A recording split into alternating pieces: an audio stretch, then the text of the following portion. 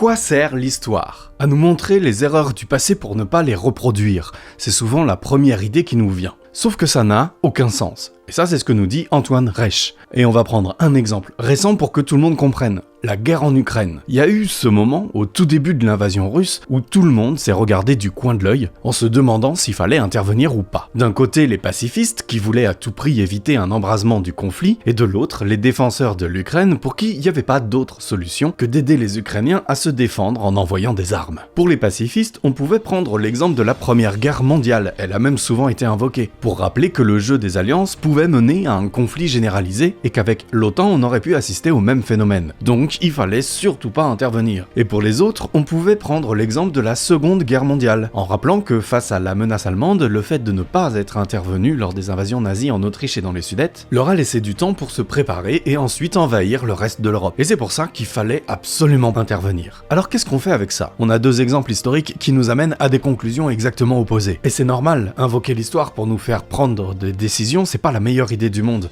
Parce que, spoiler, le monde change. Et la Russie de 2022, au moment de l'invasion de l'Ukraine, elle n'a rien à voir avec l'Allemagne nazie ou l'Empire austro-hongrois de 1914. Et donc si les contextes sont différents, alors les résultats seront probablement différents aussi. Conclusion, laissez l'histoire tranquille, c'est pas la réponse à toutes vos questions, et encore moins à celle-là.